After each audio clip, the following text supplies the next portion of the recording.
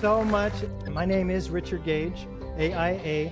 I've been a practicing architect for 20 years, and I'm a member of the American Institute of Architects. Let's take a look at World Trade Center 7 now. It was 47 stories tall, what would have been the tallest building in 33 of our states. It was not hit by an airplane. Let's take a look at the evidence of World Trade Center 7 and see how it stacks up against the typical features of a controlled demolition, starting with, is there a sudden onset of destruction? Let's listen to this emergency word. We were watching the building actually because it was on fire. The bottom floors of the building were on fire, and we heard this sound that sounded like a clap of thunder. Turned around, we were shocked to see that the building was, it looked like there was a shock wave ripping through the building, and the windows all busted out, and it was horrifying. And then, about a second later, the bottom floor caves out, and the building followed after that, and we saw the building crash down all the way to the ground. Do we have a straight-down symmetrical collapse into the building's footprint? Let's listen to Dan Rather narrate this collapse for us as we take our first look at the collapse of Building 7. Now we go to videotape the collapse of this building.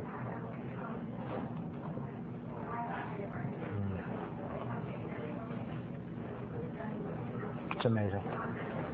Amazing, incredible, pick your word. For the third time today, it's reminiscent of those pictures we've all seen too much on television before, when a building was deliberately destroyed by well-placed dynamite to knock it down.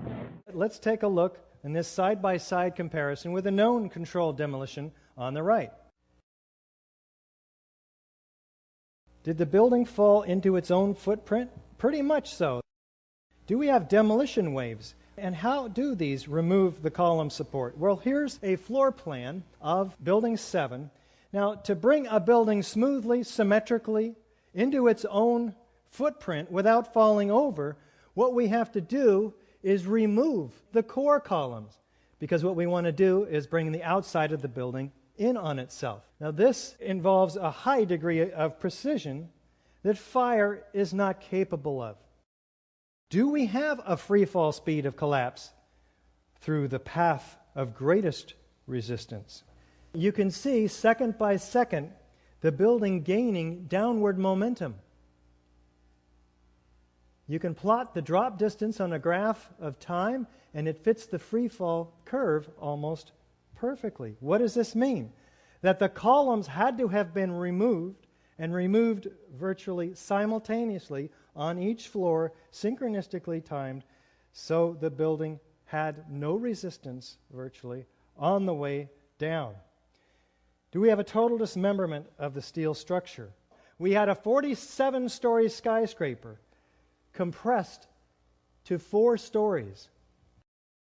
Do we have sounds of explosions, though? How about Kevin McPadden? This was boom, and like you felt a rumble in the ground, like almost like you wanted to grab onto something. That, to me, I knew that was an explosion. There was no doubt in my mind. Do we have enormous clouds of pyroclastic smoke from the pulverized concrete?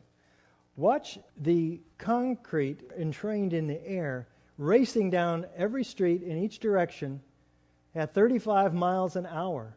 Do we have pools of molten iron? Here is Building 7 at A and B, and here is the North Tower and the South Tower. These hot spots are 1,340 to 1,370 degrees. These are the temperatures of the hottest office fires. There was no fire on the surface of Ground Zero after the collapses. What are we measuring here? We're measuring the molten metal that was seen by these first responders. Let's listen to John Gross, lead engineer of NIST, tell us about the molten metal from his perspective. First of all, let's go back to your basic premise that there was a pool of molten steel. I know of absolutely nobody, and no eyewitness who said so, nobody who's produced it. You'd get down below and you'd see molten steel running down the channel rails. Like you're in a foundry.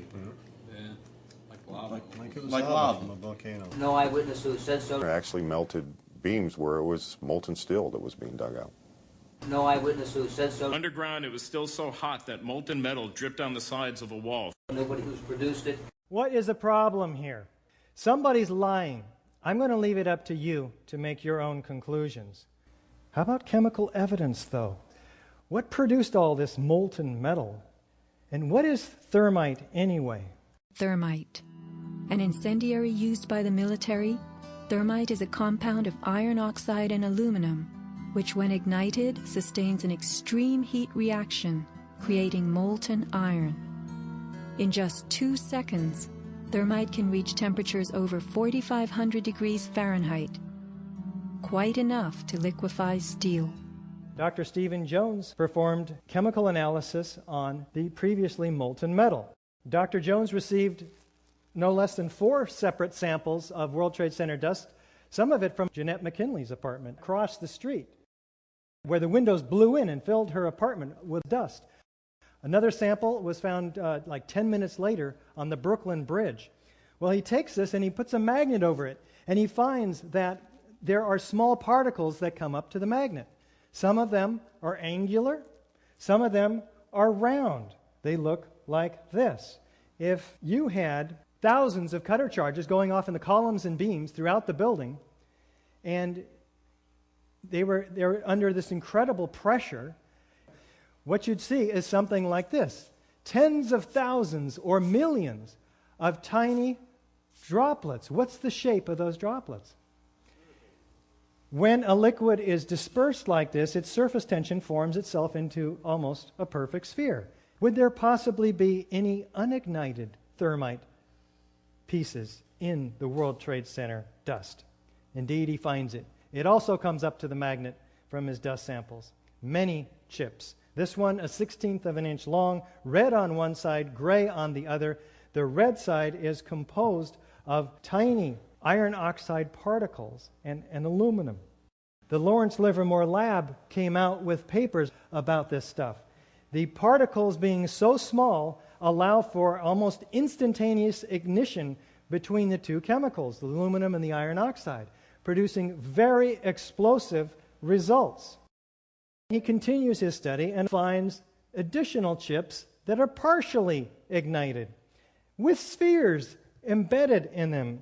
With Dr. Jones and his small team of scientists, through EDS, XRF, and WDS, identifies the components of these spheres and chips, predominantly iron, along with aluminum, oxygen, silicon, 1,3-diphenyl propane.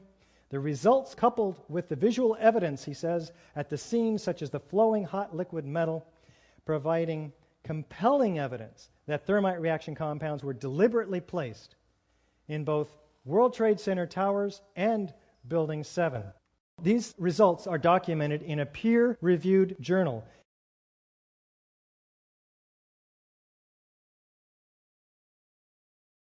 Let's listen to what FEMA did conclude, because it is interesting. Evidence of a severe high-temperature corrosion attack on the steel, including rapid oxidation, sulfidation, and subsequent intergranular melting. Very interesting. Remember, office fires don't melt steel. What melted this steel? Capable of turning a solid steel girder into Swiss cheese, like this former wide flange column from the structural steel in Building 7. Now, they document this very carefully in their Appendix C. I believe we've shown that Building 7 matches all of the features of controlled demolition in the classic sense. Thank you so very much.